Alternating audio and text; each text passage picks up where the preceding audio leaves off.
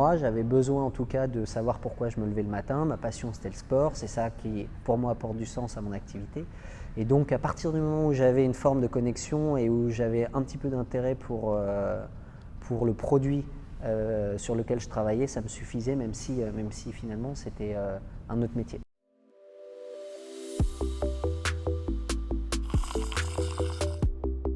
Donc je m'appelle Thibaut Coudriou, j'ai 36 ans, j'habite à Los Angeles, à Venice Beach plus particulièrement. Je le précise parce que c'est un cadre de vie assez exceptionnel et qui, je pense, définit ce à quoi ressemble ma vie au quotidien. On est chez 24 Hour Fitness dans la salle du personal training. Et 24 Hour Fitness, c'est une marque c'est un groupe de salles de sport aux États-Unis, un groupe de gyms, et il y a 300 clubs aux États-Unis dans 11 États. Et voilà, et moi je m'occupe de la stratégie et du revenu pour ce groupe.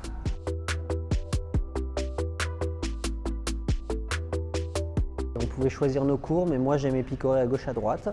Et donc non, j'ai pas eu de corps programme et je suis resté justement dans toutes les matières généralistes. J'ai fait ESSEC voile, j'étais ESSEC voile, ouais. C'est ça qui m'a le plus marqué. Après, j'ai touché à certaines assos, mais sans être forcément très assidu, mais ESSEC voile, c'était très sympa. J'ai fait différents stages, dont un à New York, qui était très cool. Dans les softwares, c'était de la fintech, donc des softwares dans la finance. Je n'avais absolument aucun intérêt pour tout ça, mais c'était à New York et j'avais été pistonné. Et c'était une très bonne expérience à prendre.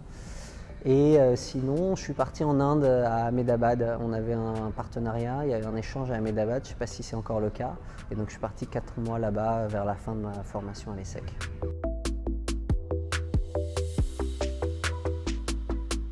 Pas du tout, honnêtement, c'était un petit peu déroutant parce que au lycée, on est un bon élève, on fait S, etc. Enfin, je pense que ce que je vais raconter, tout le monde l'a vécu à l'ESSEC, mais on reste généraliste et puis on fait une école de commerce parce que c'est généraliste. Et puis à l'ESSEC, comme je vous le disais, j'ai suivi un parcours généraliste parce qu'on ne sait toujours pas et puis même à la fin, on ne sait pas trop.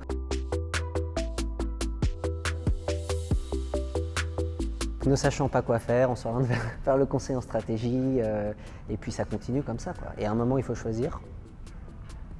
Et moi, j'ai choisi un peu de force, c'est-à-dire que le conseil a choisi pour moi. À un moment, j'étais plus heureux, on a fait le point et on s'est dit il faut que ça s'arrête, quoi.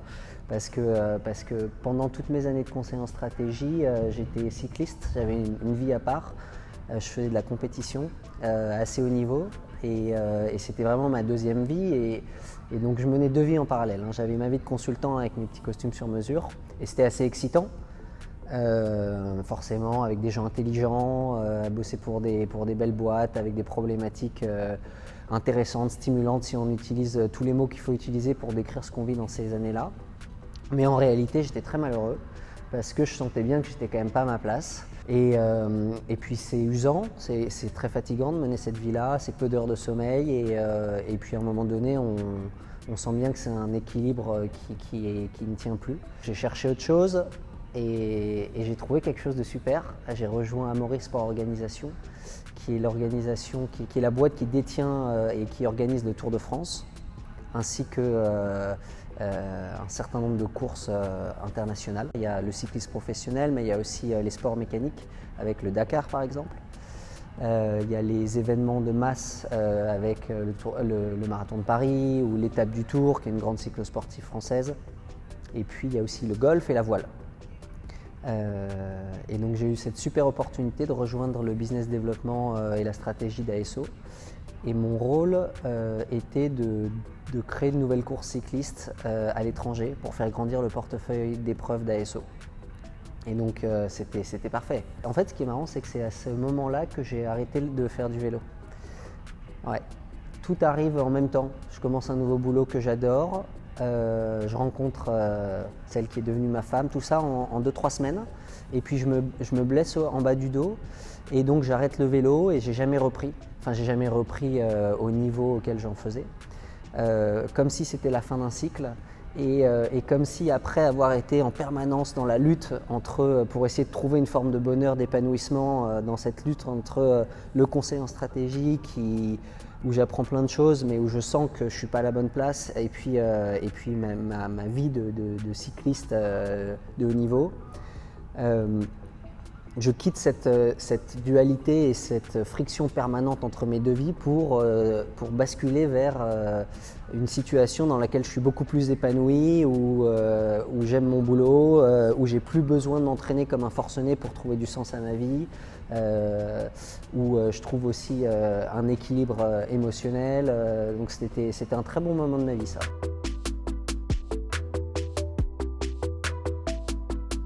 Donc j'ai bossé pendant 2 ans et demi pour eux à Paris. Donc là, j'ai lancé différentes courses. Une course au Japon, une course en Norvège, une course en Grande-Bretagne. Et je me suis occupé du lancement de la course féminine du Tour de France. Et après, en effet, j'ai travaillé sur un autre projet, toujours quand je développais des courses à l'international, qui était un modèle économique un petit peu différent, où en fait, ce n'était pas une course dont on était propriétaire, mais on travaillait en tant que prestataire pour un groupe américain d'entertainment qui s'appelle AEG, Anschutz Entertainment Group. Et AEG possède Coachella, que vous connaissez, mais plein de franchises de NBA, de hockey sur glace, et surtout AEG possède des enceintes, donc des stades et des arènes. Et pourquoi le vélo? Ce groupe en fait est détenu par un milliardaire, Monsieur Anschutz, Mr. A, c'est son petit nom, tout le monde l'appelle comme ça. Et Mr. A est passionné de vélo et un jour s'est dit que ce serait assez fun d'organiser une course aux États-Unis, et il a fait appel à une boîte aux US pour organiser cette course. Le vélo, le cyclisme n'était pas ultra développé aux États-Unis, en tout cas il y avait peu de courses de premier plan. Et puis cette course s'est développée pendant une dizaine d'années, mais commençait à atteindre un petit peu un plateau. Et donc après, il a fait appel à ASO, donc au Tour de France, pour que le Tour de France vienne prendre le relais et se mette à organiser cette course comme prestataire, comme opérateur, donc sans pour autant détenir les droits de cette course. Et donc c'était à la fois sur la partie financière et puis sur l'organisation en elle-même pour amener le Tour de Californie au standard du Tour de France sur l'organisation, la logistique, la manière de produire l'événement. Voilà.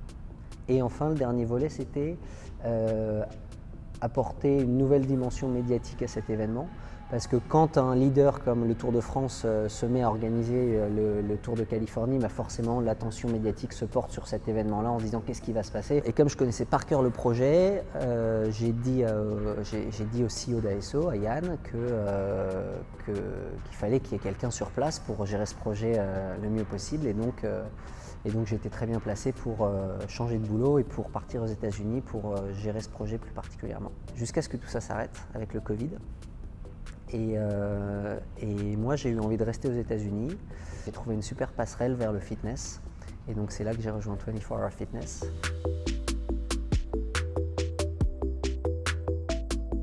Donc, le groupe a fait faillite pendant le Covid. Et moi, j'ai rejoint le groupe à la sortie de Chapter 11, qui est une procédure de sauvetage des entreprises aux États-Unis. Et donc à ce moment-là, en fait, le management de la boîte a fait appel à un certain nombre de personnes pour qu'on relance la boîte. Et moi, je m'occupe de la stratégie et il y a du boulot. La stratégie, c'est de la corporate strategy, donc c'est vraiment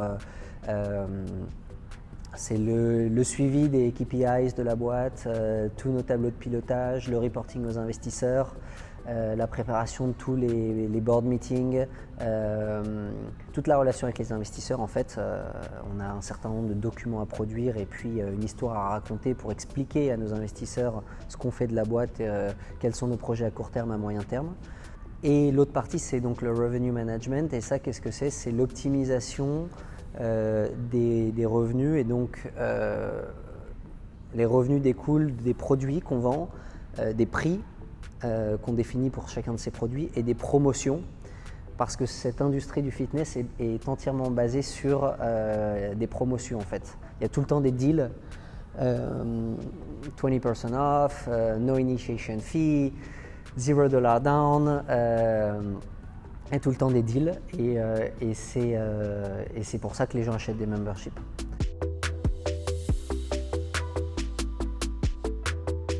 Quand il y a de nouvelles choses qui sont développées aux États-Unis, 7 ans après, ça arrive à Londres et puis 10 ans après, ça arrive en France, grosso modo. Donc là, en ce moment, j'ai écouté l'autre jour un podcast français dans le fitness, et puis c'était quelqu'un qui racontait qu'ils étaient en train de développer une marque de indoor cycling. Et ça, nous, on arrête en fait de faire ça. On est en train de fermer dans tous les clubs 24 Hour Fitness, il y a des salles de indoor cycling et on est en train de les fermer parce que c'est plus du tout à la mode et on est en train de les transformer en autre chose. Et donc là, les nouvelles tendances aux États-Unis, alors bon, déjà il y a le connected fitness, bien sûr, et je pense que là-dessus ça arrive quand même assez rapidement en Europe. Le connected fitness ne tue pas les salles de sport traditionnelles. Parce que tout le monde a envie de ces interactions, de cette vie sociale dont je parlais dans les gyms. Tout le monde n'a pas la place pour avoir une salle de sport à la maison. Mais ce qui se passe, c'est que les gens, et surtout maintenant après le Covid, prennent de plus en plus conscience de l'importance d'être en forme et ajoutent le connected fitness, le at-home fitness, à leur pratique en fait. Et ils vont un petit peu moins dans les salles de sport et ils font un peu plus de choses outdoor, course à pied, randonnée, un peu plus de vélo outdoor, tout ça, et ils font un petit peu plus de workout à la maison. Voilà, c'est un petit peu ça la tendance. On arrive plus à un mode de fitness hybride avec différentes pratiques. Ce qui se développe aussi, c'est une perception, c'est une pratique holistique du fitness. Donc, ce que j'entends par holistique, c'est que depuis, historiquement, le fitness, c'est Arnold Schwarzenegger et c'est des dumbbells, donc des haltères, et puis c'est le fitness un petit peu bête et méchant pour être tanké. Aujourd'hui, c'est celui qui est très très baraqué dans une salle de sport, c'est pas forcément le plus beau de la gym. Et en fait, ce que les gens recherchent aujourd'hui, c'est pas forcément le volume et voilà, la masse musculaire, mais c'est une approche équilibrée du fitness, et donc ils diversifient leurs pratiques. Donc je vous disais, c'est non seulement les lieux d'entraînement, c'est la salle de sport, l'extérieur et la maison, mais même au sein de la salle de sport, il y a d'autres verticales qui se développent dans le fitness et qui vont être la nutrition. Donc beaucoup plus, nos membres en tout cas, accordent beaucoup plus d'importance à la nutrition qu'il y a 5-10 ans. C'est la recovery. Donc la recovery, c'est donner à son corps le bon cadre pour qu'il puisse se reposer entre les entraînements. Et donc nous, typiquement, dans les clubs, on est en train de remplacer les cycling rooms par des centres de cryothérapie.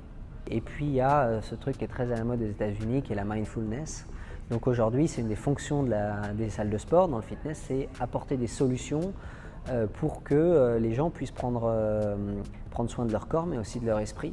Et donc, nous, on développe par exemple un partenariat avec une boîte qui s'appelle Headspace et qui, je crois, existe aussi en Europe. Et c'est une boîte qui développe des solutions de méditation. On inclut ça dans les memberships. Et c'est marrant, avant, la marque 24 Hours, ça voulait dire on est ouvert 24 Hours et tu peux venir soulever des poids n'importe quand, le jour et la nuit. Et aujourd'hui, 24 Hours, la manière dont on communique là-dessus, ce que ça veut dire, c'est qu'en fait, c'est cette approche 360 holistique du fitness. Et c'est à la fois dans ton esprit, avec cette mindfulness, c'est dans tes repas, la manière dont tu te nourris, et c'est dans la manière dont tu work out, et c'est aussi la manière dont tu work out pas, c'est-à-dire tous ces moments de récupération.